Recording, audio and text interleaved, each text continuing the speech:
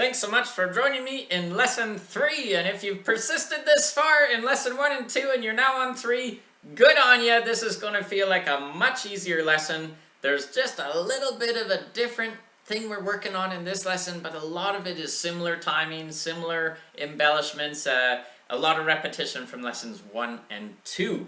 So thanks so much for joining me for this lesson. The little bit of different thing we're working on is just how this lesson 1 phrase, it stays the same. We see it again coming in the second half of the first line, and I got these lessons in these nice little highlighted chunks for you.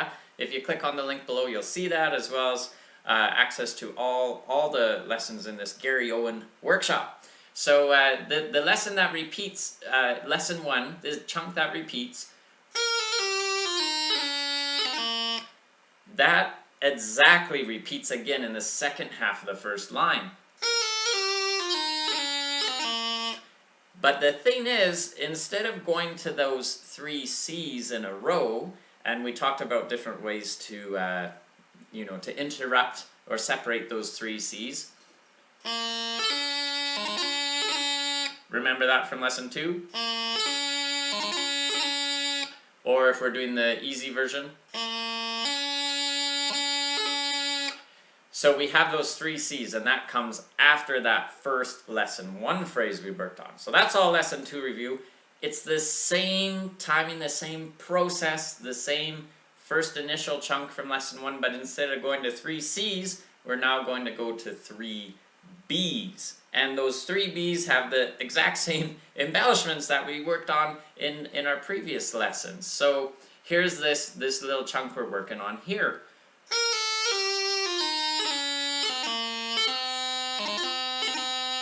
So as you'll hear, it's still the same 3 embellishments on those B's, and before those 3 B's, it's the exact same as lesson 1.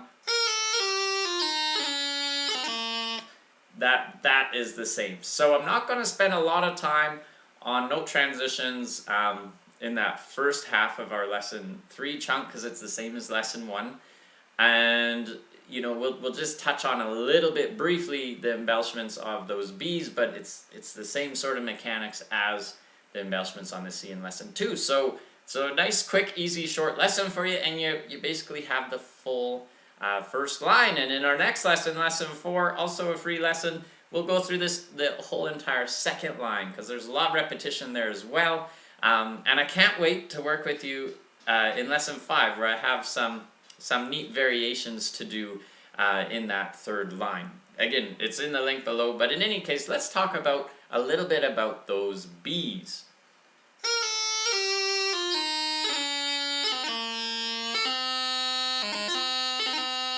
So from low A up to B, that transition we only lift our ring finger. If we're going to do the easy embellishments, like I just demonstrated,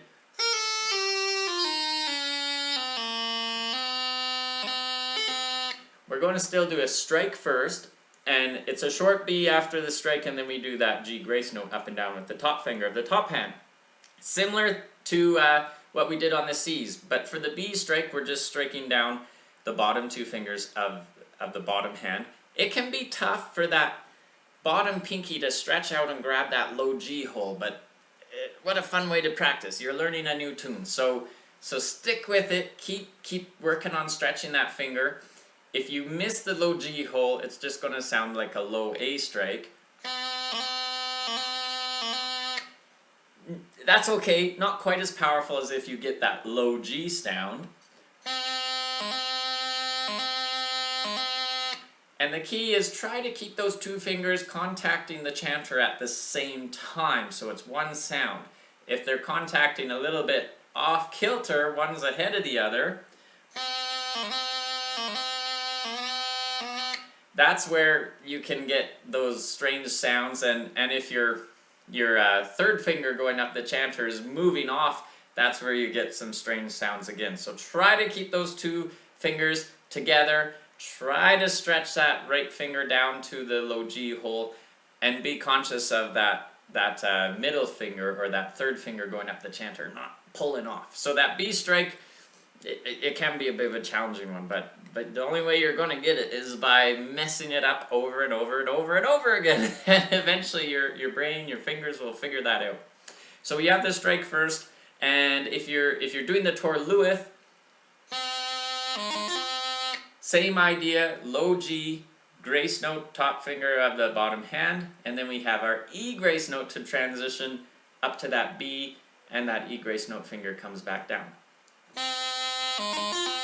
Again, the easier option, you could just do a grip, which is the same thing except no E grace note on the way up to that B. And if that's a little bit fast for you, I break down that Torluith nice and slow in lesson 2, so hop back over to lesson 2 if you need a little bit more of a breakdown.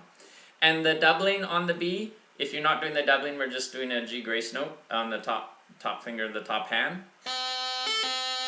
If you're doing the doubling, we have that G grace note followed quickly by a D grace note, top finger of the bottom hand. And those are the mechanics of it. That's the only new bit, is you're doing the exact same embellishments but on the B instead of the C. So once you get a little bit used to that, just practice the C one, practice the B one.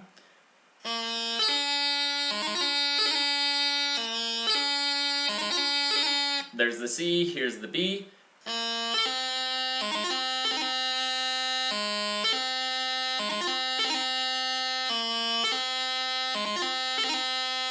There's the C, there's the B. Once you're comfortable with that, add them into that phrase from lesson 1.